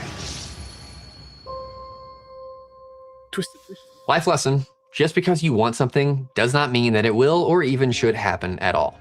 There's a huge difference between what a PC wants and what a PC needs. A good story challenges your protagonist wants to eventually show them what they need instead. What they need? What the PC need? Who the fuck care what the PC need? The world doesn't care about your needs. The world doesn't care about your needs as a person, and the world of the game shouldn't care about the needs of the PCs. The PCs are the ones to care about their needs and their wants. It's not the GM's role. The GM's role is to control the world and educate the world in a way that makes sense, right? What we're trying to do all together, all the players, including the GM, which is also a player, is to have this this believable world where when the player can immerse themselves in their character, and from that will result hopefully a cool story, right? But that's not the goal. That's a byproduct. The goal is to have this believable world, those believable characters, where the player can immerse themselves in, right? And so they can feel like they're those characters in that world. Needs of the PC, wants of the PC, that's not factor in those equation.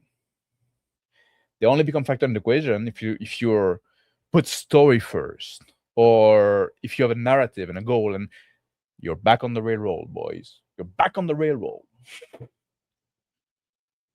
Let them accomplish it. Yeah, exactly, right? The result shouldn't be necessarily what they want or need, but should be the result of what they do. Absolutely. Exactly, right? Because the world, the people, the NPCs, right, also want and need stuff. 20 bucks said the point of this section is going to be the moral of Kung Fu Panda. Which is, yeah, I don't know. I'm a bit rusty on my Kung Fu Panda lore. I don't know if my trumpet is still here. I was going to laugh at me for not knowing, not having popular reference. It seemed to me he just want to write a story, yeah, and the only way he can get people to care is to run a D&D game. That's oftentimes the case, I feel, right? It's a big problem in this hobby. In my opinion, that's a big problem in this hobby. And you want to write a story, but he's not the worst, because he's gonna give some input to the player. Like, oh, you can decide why this next section of the story I'm writing is gonna go. You can give me some input. I might give you or not. depending what I think is gonna make the best story in the end. The thing you were looking for this whole time was inside you all along. Yeah, that's what happened when you're keister your ketamine.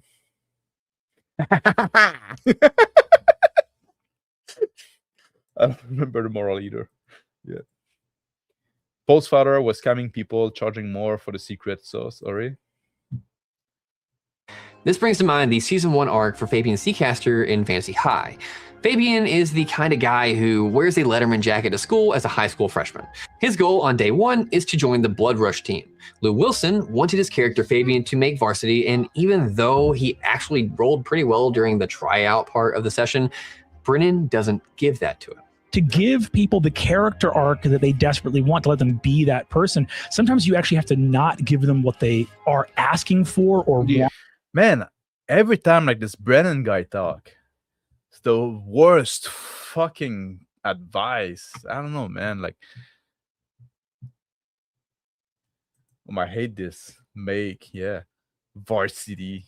What the fuck is that? What the fuck kind of D&D they're playing?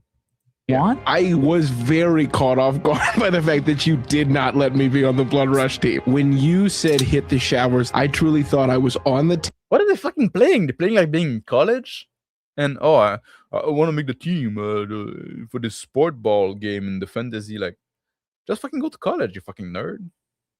I don't know, man. It's like, yeah, the sound you're hearing is the whistle of the engine on the railroad. Yeah, exactly, right. All aboard! You know, it's not a railroad because there's multiple destinations you can choose. Buy your ticket to go to Chicago or to go to Boston, right? And then you're up on the railroad. So it's not a railroad because like there's more than one, you know, it's a fucking railroad. Just because I can pick a ticket for a different destination, it's still a fucking railroad. Here's between D&D school and D&D cooking, there's no space for, yeah, exactly, right? It's like, so lame. Why do adults play like a teenager? Weird. It's arrested development. We have an epidemic of arrested development in the world, in the Western world at least, right? And I'm guilty of that too. I'm pretty mature for my age, but you know, I've never had kid, never got married, and maturity is a lot about like those gate that you go through in your stage of life, right? And getting married and getting children is part of that. If you never do that, then you never have reason to mature more than, you know. So in another way, right? I had other stuff, I had a career and stuff like that. So there's other gate that I went through. So I'm not like a teenager, but I'm also not quite like a 44-year-old man should be. Brennan voice give me brain static. Yeah. This feels kind of gay. I'd agree with that. Team, why did I put my character in a varsity jacket if I didn't assume that these things were going to work out a certain way? Look at that. The character in the varsity jacket, the fucking cartoonish. Where's the grit, you guys? Like, where's that?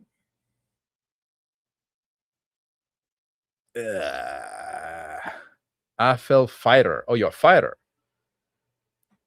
Champion level 8. You're a level 8 fighter. What you want to do is be in the varsity team. That's what you care about. You have a fucking 20 dex and 14 dex and con, right? And charisma. You're a fighter. But no, you want to make the team.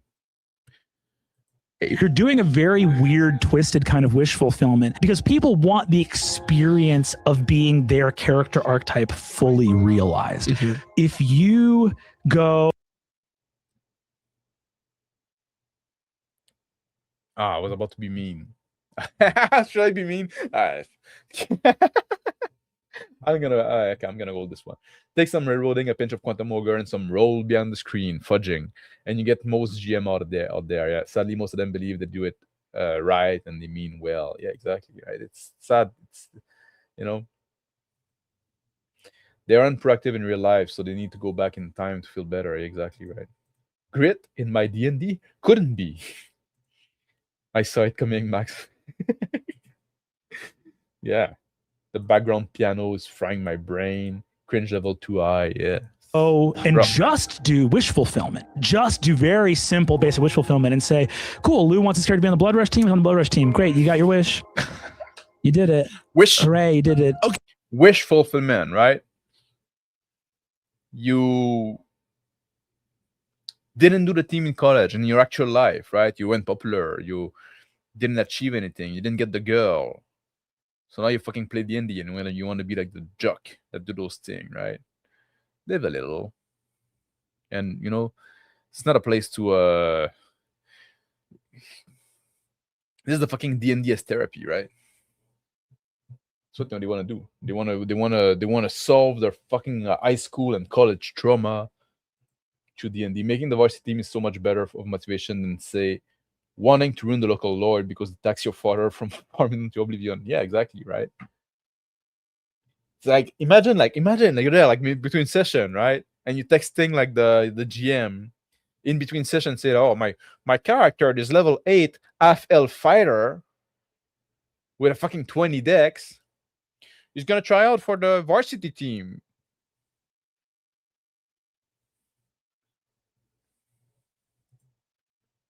That's what I want to do, and that's my motivation. I want to be on the Blush Rush team, whatever that is, right? Brennan's going to tell us that the players shouldn't always get what they are asking because it's not fulfilling. They should get something else. This is not true. Like someone said, they get what their action dictate. Exactly, right? So, like, it's not a GM. The GM is not going to give you what you want or withhold what you want. You have to make your way in the world. And this is a life lesson as well.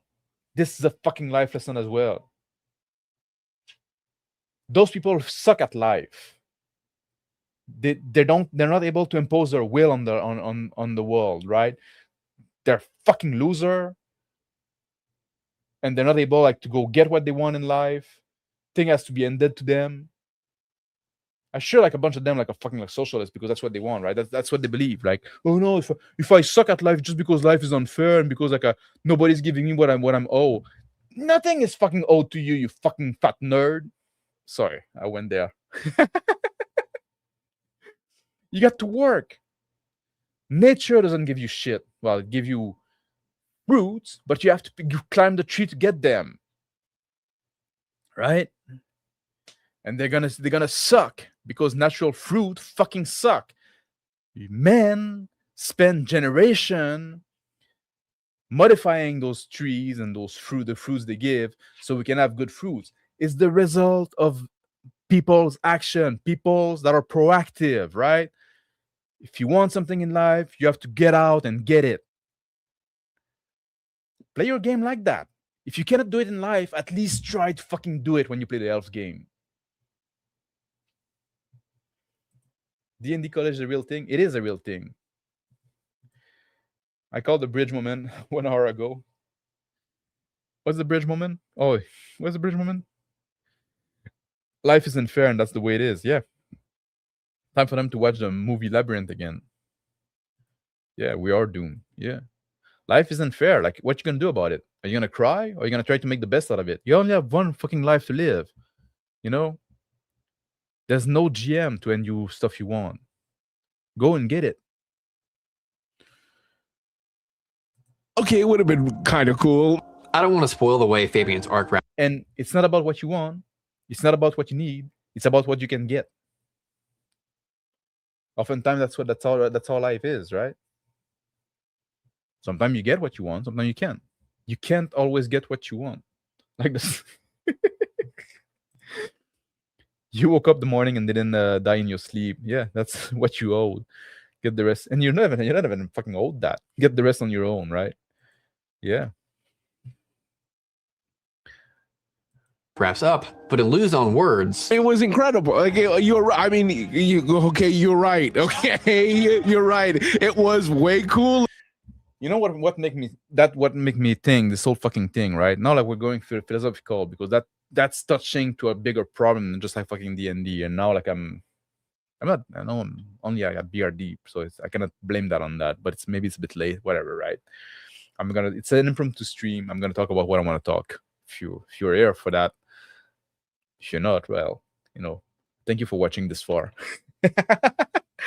But it made me think of like this sentence, right? Like the strong do what they will, while the weak endure what they must, right? Or some variation of that, right? It's an old like I think it was like in Latin or something like that originally.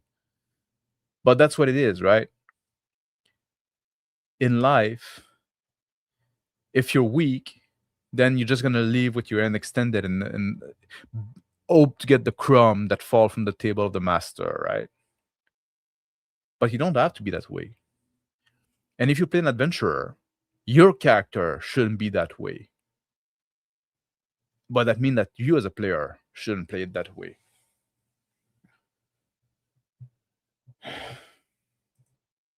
But if you try, sometimes you get what you need, yeah. And sometimes you get what you want, and sometimes you don't. Sometimes you get more, right? It's always a gamble. The guy did not pay to play D&D, but it's sure fine. The guy did not. The guy did got paid to play D&D, so sure is fine and laughing. Exactly right. I agree. This ask for gold point paints the DM in a corner of either giving the player what they want or subvert. Yeah, exactly right. Having the DM negate a skill test is not a real cool moment. Yeah. To lose and then win than to just win from episode 1. It is hard as a DM to look at your friends getting kind of frustrated at the table, not getting what they want, but knowing that their story is going to be better if they have to work for what they need. Back to our druid from earlier. She wants to find her grandmother, the one person she actually liked from her druid tribe. But what her character needed was to repair her broken relationship with her mother, who banished her from her home. When our druid finally finds her tribe, you see, the ironic part, right? I accuse those guys as doing like D&D as therapy, right? Like when they want to alleviate their childhood trauma and bullshit like that, right? Or because they didn't make the team or whatever, or they didn't even try. They probably like didn't even try to make the team because they know they wouldn't get it. But now they make this character that is better than them and could make the team, so they're going to try to do it so they can feel a bit of this crumb of this glory that they could have fucking lived if they took control of their life early on. So I'm making a point. I'm sorry. I'm just throwing jab on the way, but I'm making a point. I'm trying to make a point. They're doing D&D as therapy, but in the worst way possible. It's like it's like a, what do you call it? Like when the therapist like just say like, oh yeah, oh poor you, and they just like affirm you in whatever you're living, stuff like that, instead of like challenging you. Like, because there could be a therapeutic side in D&D if you play those actual proactive character and you're not asking the GM to make something happen for your character, but you actually do action, then maybe you can learn something from this fucking character and learn your life in a more proactive way. But no, they don't. They're stuck in their fucking rut. I don't know. Maybe I guess maybe they have those big D&D show and they have like thousands of subscribers on YouTube, like tens of thousands of subscribers on YouTube. So maybe they're doing more than I do. Maybe like there's maybe I'm the loser in that, right? I don't know. I get so tired of this pseudo trauma bullshit. Yeah. Sometimes you're the windshield, sometimes you're the bug. Yeah. Validation. Yeah, that's the word I was looking. Thank you, okay, Dolo. This GM doesn't like his player motivation, so replace them with his, because he's smarter. Thanks, Shrek, for the validation crap. Fat acceptance. Yeah. So what happened if my druid kills her mother because she's a banished DM? Well, you have to text your GM about it to let them know up front. She told me her plan ahead of time. She found that her grandmother, unfortunately, had passed. Yes, she was sad at first, but then suspicious. You know who else was sad and suspicious? Her estranged mother that she went into the session with zero interest in seeing. This gave her and her mother the opportunity to bond by the end of the session with their shared experiences. It humanized her mother in her eyes, and her new goal is to free her mother and the rest of her people from their isolation so they don't have to die there like her grandmother did. Now, I could be wrong here, but that is a much stronger long-term goal for our druid now. But I wouldn't have been able to plan any of this had she not told me ahead of time that this is what I want to do. Did I give her what she wanted? No. Will her story be better because of that? I think so. I want to talk about it. This comment, like the meek shall inherit the earth, but the strong will rise up and just take it back again. Meek is a weird word, right? But it's not synonymous with weak. Meek mean mild manner, not necessarily weak, right? You can be strong, and I consider myself fairly meek. Like I'm trying to be compassionate. I'm polite with people that I meet. I'm helpful when I can, but I don't let people like step on my toe. I don't get pushed around, and I can kick the ass of most people if I want to, but I don't want to because I try to be compassionate and to have like love. You can call it that for my fellow human being. So remember that meek doesn't mean weak. It's important to when they say the meek should inherit the earth. It's an important distinction. Is correct, could definitely be wrong. Yeah. She was already being human. Yeah, because she got humanized. Well, she wasn't, because they're not human. They're just like made up character, and most made up character by shitty player or shitty GM are not human, right? They're just trope. They're just character sheet. They're just a bunch of stat. Actually, you need to put some personality and some depth and some nuance and some conflict. Human beings are complex, right? So to make it feel human and just a puppet, it does require some work. Yeah. Oh, I was going to respond to, but Max got this. Yeah, spot on. Yeah, thank you. A philosopher once described the meek as those who are teachable. I like that. As a guy that has spent a long time being a coach, being teachable like is a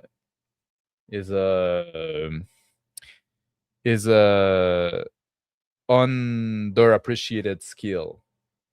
If you're teachable, you can become good at anything. The meek shall inherit the cryptid shack in the wood.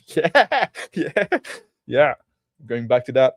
Oh man, I can't wait. Well, I'm not too early. I'm not too in a rush because like that means like my pets are gonna be dead, right? And I don't want them to die too soon. But once they're gone, that's my plan. Fucking crazy men in the wood yelling at stranger. Make just mean you know your place. Yeah, you don't posture about being something you're not. This character goal is made for you is actually much better than so I killed the character you made up and replaced them with my own. I think that's fair though. I think that's fair. Makes me not like Andrew Tate. I wouldn't call Andrew Tate meek. That's for sure. Say it, yeah.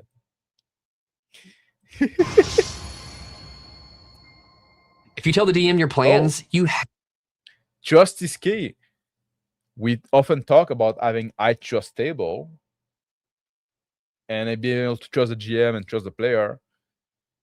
I'm sure that's not where he's going there, though. I'm sure it's going to be like something fucking dumb, like, oh, you trust the GM when he subvert your goal. And have to trust them, not to just absolutely abuse that knowledge. If they do act on it in a negative way, you have to understand that it's probably for the greater good of the story. If it turns out your DM... The greater good of the story? So he's not playing a game.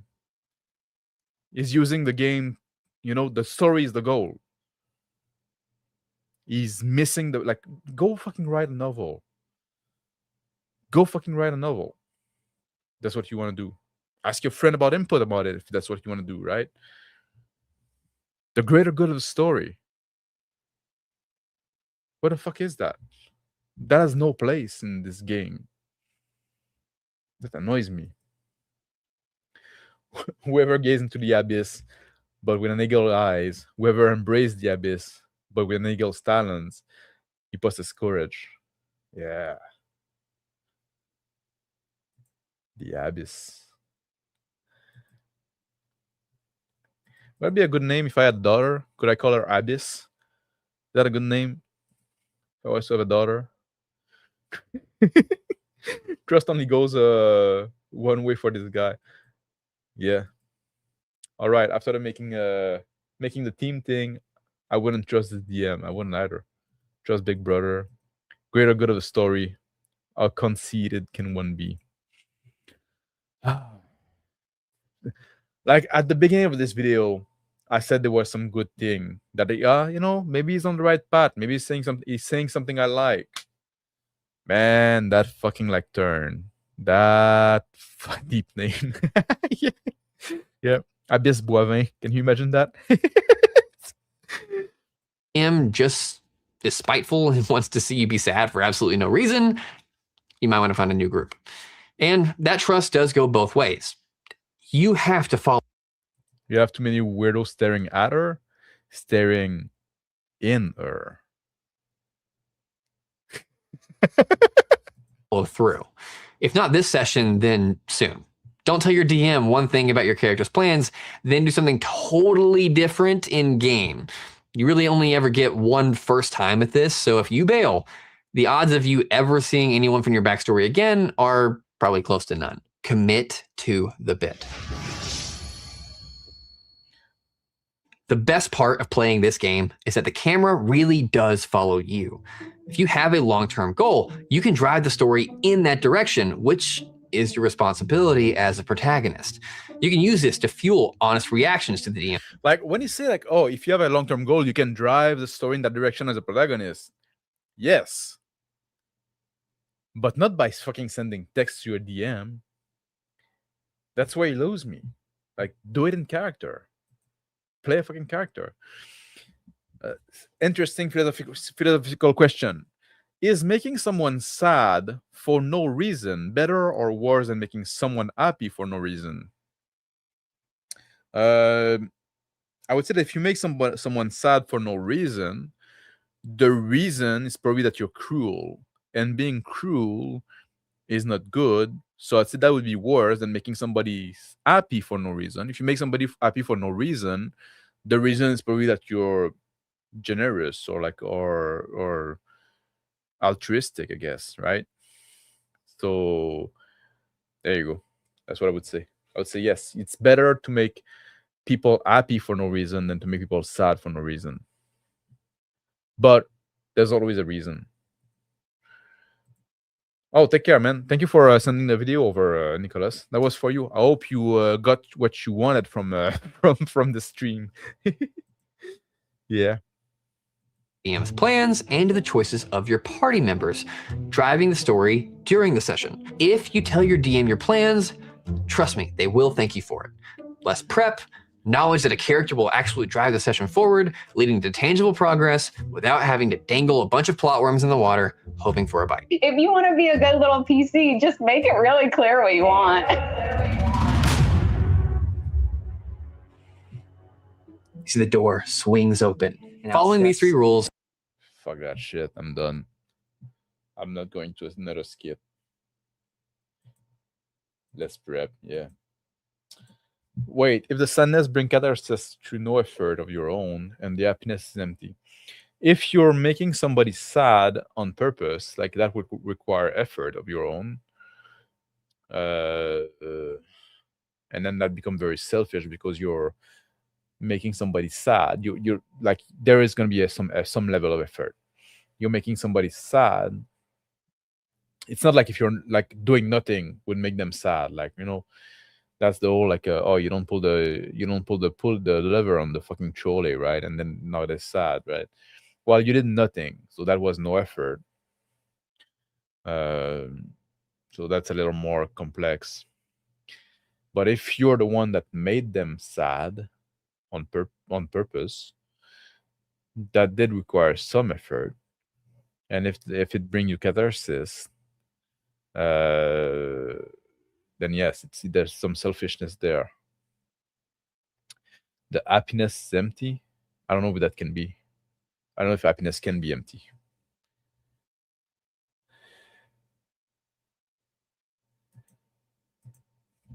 The intention was not catharsis, but catharsis came nonetheless.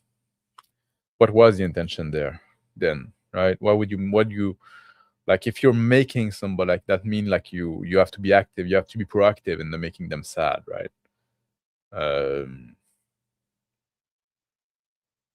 So you probably need to have some kind of motivation behind. This is a role play context, so the sadness is coming from something in game. Oh, okay. I thought we were talking about like life. And then like we need to discuss like, is it player or character and stuff like that.